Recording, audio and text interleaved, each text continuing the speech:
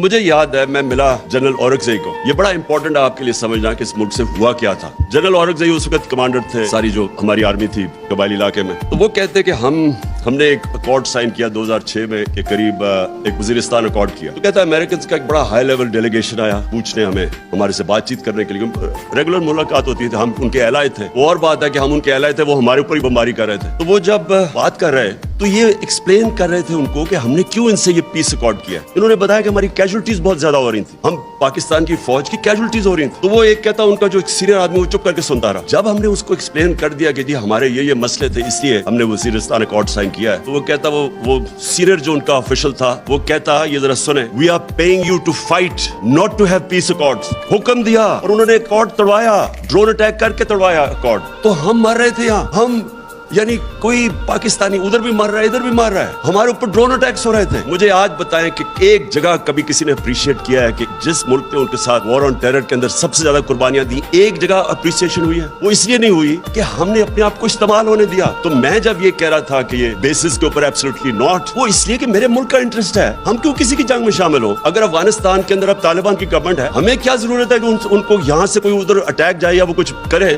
ہمیں کیا ضرورت پڑی ہوئی ہے کہ ہم ویسی کمبیٹنٹ بن جائیں؟ آپ جتنے مرضی کہیں کہ نہیں جی ہم صفائیاں پیش کریں, لیکن جیسے ہی آپ کی زمین استعمال ہوگی آپ آٹومیٹکلی ان کے ساتھ ان کے شامل ہو جائیں گے ان کی جنگ میں. اس لیے یہ ہمارا انٹرسٹ ہے. دیکھیں میں کبھی اپنے آپ کو اینٹی امریکن نہیں سمجھتا. ہماری بڑی زبردست پاکستانی امریکن کمیونٹی ہے جو سب سے امیر پاکستانی ڈائسپورا ہے, ہمیں تو کبھی ان سے تعلقات خراب نہیں کرنے چاہیے. ہمارے جو امریکہ سپر پاور ایکسپورٹس ہماری سب سے زیادہ امریکہ ہے, ہمیں کسی صورت تعلقات نہیں خراب کرنے چاہیے. لیکن کیا ہمیں اپنے آپ کو اس طرح ٹشو پیپر کی طرح استعمال ہونا چاہیے؟ اب ان کا ایجنڈا کیا ہے؟ ان کا ایجنڈا بڑا سیدھا ہے, اسرائیل کو ریکگنائز کرو, ہندوستان کو ایکسیپٹ کرو کہ یہاں لوکل تھانے دار ہے ہمارا, ان کو اپنی کشمیر کو بھول جاؤ کیونکہ وہ چاہتے ہیں کہ ہندوستان تکڑا ہو تاکہ وہ چائنا کو فیس کرے. تو ہمیں وہ چاہتے ہیں کہ ہم بڑے آرام سے جو ہندوستان کا ہے اس کو سلوٹ کرو. اب کوشچن یہ کہ کیا یہ پاکستان کا انٹرسٹ ہے؟ جس وقت آپ اسرائیل کو ریکگنائز کرتے ہیں آپ یاد رکھیں کہ آپ کا جو جتنا کشمیر کا موقف ہے اسی دن زیرو ہو جاتا ہے. جب آپ اس کو ریکگنائز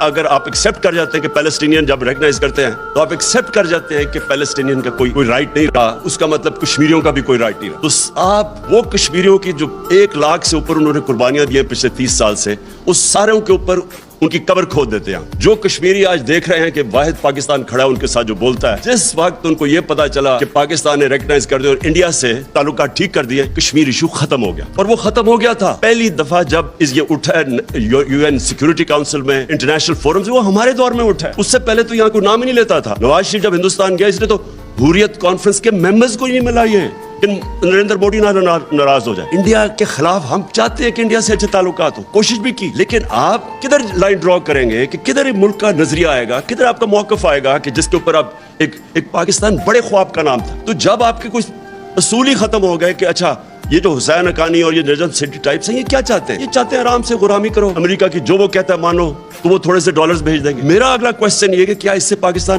پیر پہ کھڑا ہو جائے گا؟ کیا تھوڑے اور ڈالر مل جائیں گے؟ کیا یہ ملک سروائیو کر جائے گا؟ کیا یہ ملک اپنی سارے پرنسپل سٹینڈز ختم کر کے, اپنا نظریہ ختم کر کے, کیا یہ کوئی مجھے گارنٹی کر سکتا ہے کہ ملک ترقی کر جائے گا؟ کیا یہ نہیں ہم کرتے آئے آج تک؟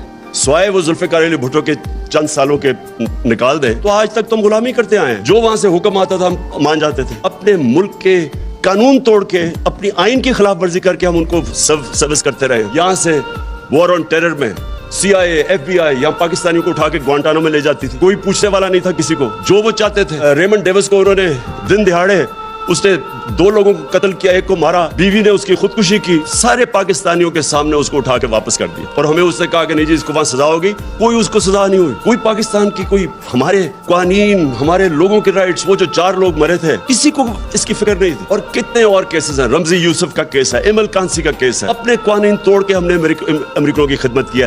کیا ہمیں کوئی فائدہ ہوا؟ کیا پاکستان اپنے پیر پہ کھڑا ہوا؟ کیا ہماری کوئی اکانومی اوپر گئی؟ کیا وار آن ٹیرر میں 80,000 لوگ مروا کے کیا انہوں نے کوئی اپریشیٹ کیا؟ کوئی بہت بڑی ایڈ دے دی؟ وہ $20 ارب ٹوٹل ایڈ دی انہوں نے, یا $150 ارب کا ملک کو نقصان ہو گیا. ہماری وہ حال تھا ایک وقت پہ کہ یہ ہیڈ لائنز تھی میرے خیال میں نیوز ویک یا ٹائمز ہے, the most dangerous place in the world. کس نے آ کے انویسٹ کرنا ہے most dangerous place میں؟ ساری دنیا میں ہمارا نام رکھے گی سب سے بڑے دنیا کے دہشت گرد پاکستان میں. تو ہمیں بجائے فائدہ ہونے کے نقصان ہی نقصان ہوتا رہا. تو اس لیے اگر ہم یہ کہہ رہے ہیں کہ ہم اب آپ کی जंग में शामिल नहीं होंगे, हम अमन में आपके साथ होंगे, तो ये एंटी अमेरिकनिज्म नहीं है, ये अपने लोगों के इंटरेस्ट प्रोटेक्ट करने के लिए। हम जब कहते हैं हम इजराइल को तब तक रिकॉग्नाइज नहीं करेंगे जब तक वो फलस्तीनियों को उनका जो हक है वो नहीं देते। ये कायदे आजम का वादा था, ये कायदे आजम ने तब 1948 में ये कहा था कि हम कश्मीरियों के साथ खड़े होंगे। हम जब हिंदुस्तान को अगर हम एक्सेप्ट कर जाते हैं कि वो जो कर रहे हैं कश्मीरियों से वो ठीक है, तो हम आप याद रखेंगे जो बेसिक फिलॉसफी है पाकिस्तान की, ये मुल्क एक बड़ा ख्वाब था। ये जो हिंदुस्तान के मुसलमानों ने पाकिस्तान के लिए वोट दिया था, उनको पता था कि उन्होंने यहाँ नहीं आना। ये एक बड़ी अजीम ख्वाब का नाम था पाकिस्तान। हम वो सारा नजरिया दफन कर रहे हैं सिर्फ इसलिए कि जी अमेरिका नाराज ना हो। देखिए मेरा अपना ओपिनियन ये है, कभी भी कोई कौम कभी भी जूते पॉलिश करके चेरी ब्लॉसम बन के आज तक कौम प्रॉस्पर नहीं की। कौमें खड़ी होती है गैरत के ऊपर, नजरिए के ऊपर खड़ी होती है। कौम बनती भी है वो नजरिए पे बनती है, वो जूते पॉलिश करके कोई कौम नहीं बनती। आज ये हमें ये कह रहे हैं कि अमेरिका की हर बात मान जाओ, नहीं तो आप जो डोनाल्ड लू ने कहा है उससे यानी तकब्बर उस आदमी का देखें, उसकी जुर्रत कैसे बढ़ गई है कहने की। मैंने तो जब वो साइफर देखा मैंने 10 दफा पढ़ा कि ये वाकई कोई इतना बेहुदा आदमी है जो ऐसी स्टेटमेंट दे सकता है। मैंने तो CNN में कहा, CNN के इंटरव्यू में मैंने कहा इसको तो सजा बैड मैनर्स पे देनी चाहिए, इसमें मैनर्स ही नहीं है इस आदमी में। यानी कौन सा एक खुददार कौम कौन एक्सेप्ट कर सकती है। और हम क्या सुन रहे हैं जी, वो ऐसे तो मरासले आते रहते हैं।